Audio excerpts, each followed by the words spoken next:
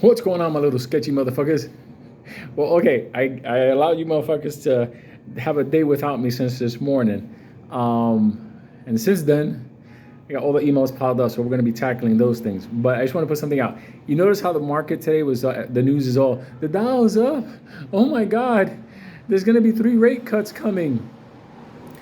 Nobody's looking at what I talked about weeks ago. There's 149, 150 trillion in derivatives that are due tonight midnight. So that means tomorrow in the EU, somebody got to be moving 149 trillion to settle these derivatives. Now you can, I'm giving you my experience from working on these desks. You could swap things around. You could you can do that. Maybe for half, maybe for 70% of that. But still, at a certain point, you're still going to have to handle what, 20, 30 trillion dollars worth of derivatives. I mean, they let's say some of these derivatives, which are just fucking, they could be anything. Like, there's no way of knowing what's in these bets upon whatever bets and other bets. And even if you're successful and getting this shit off your ledger, some other asshole has it. Now, it may be a good derivative, something that has value, and you can sell it over and over again. But the thing about it is, can you get 149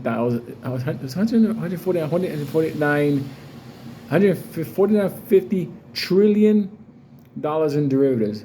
Let's just say they can take care of half of it or something like that. Do you know what tomorrow is going to look like for liquidity? How much money is going to be moving around? It starts as of midnight tonight.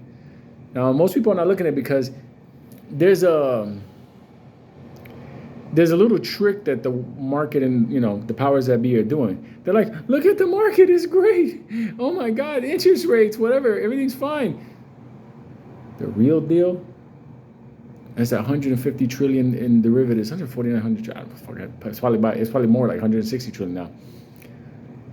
They got to swap those out, cancel out, shove them over a new fold. They got to do a lot of things. But I'm like, tomorrow might be a very interesting day for money movement around the world. That's all I'm saying. So, and it could also be a very dangerous kickoff to something bad that's happening. People don't think about stuff like that. But if you go back to 87, how things kicked out of Asia, and you could take a look at what America did to Europe during 2008. We fucked them up also in 2012. I mean, like literally, like they bought all of our toxic shit because it was rated, AAA and everything was great. Not knowing, they were like, yeah, this is great. We'll hold it on our books for about a month or two, let it appreciate, and we'll flip it back. When they called back, like, yo, you want to buy it? Hello? Hello? Nah, don't do this to me. Help. And they were sitting on their books. It took governments down. Like I don't know if you remember that shit. I mean, Italy went through some dark ages with that stuff. Spain, listen. I don't know what they're gonna do with 149, 150 trillion dollars worth of derivatives that are due as of midnight tonight. That means when the trading desk opens up in the morning, shit has to settle. And you could wrap it into other things, but the 150 trillion. That's like Star Wars numbers. That shit don't even make any sense. I mean, what's the money?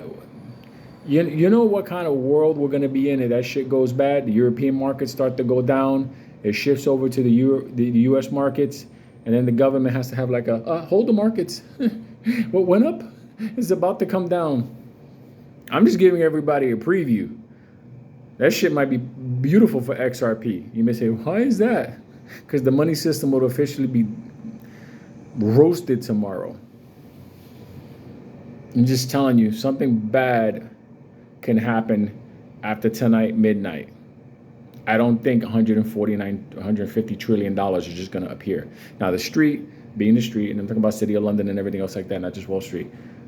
They've been making plans. They're going to swap things out. They've probably cut down some amount, but I'm sure there's a certain amount of number that's waiting there to go, surprise, motherfucker, I'm still here. So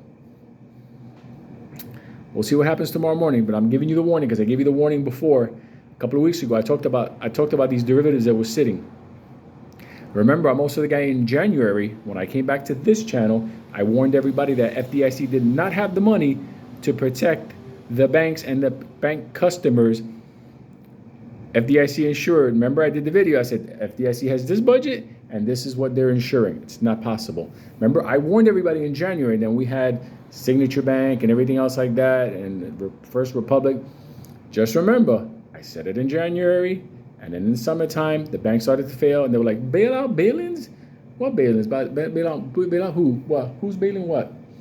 Let me tell you something, and I'm saying now, this 149 or 150 trillion dollars in derivatives has to settle. Maybe they'll try to flip some of it. They're gonna find clients for it. That's why they pump it. See, the market is all fixed. They're trying to keep, oh my God, just people.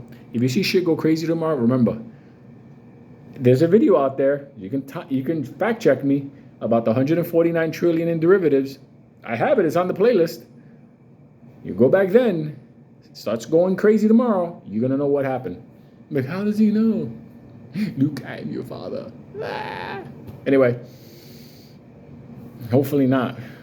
So, first video for tonight. Oh, so how is this is good for XRP and XLM, stuff like that? You know the tightness for physical cash. Also, how are you gonna move money back and forth? Let's say I get off the phone with you and I'm like, all right, send the money now. Send the money now. Like literally, like clear it now so I can get it off my books. What moves fast? What moves in seconds? If you see XRP, XLM start to do a little bit of a climb into tomorrow, you know what's going on. I'm just saying.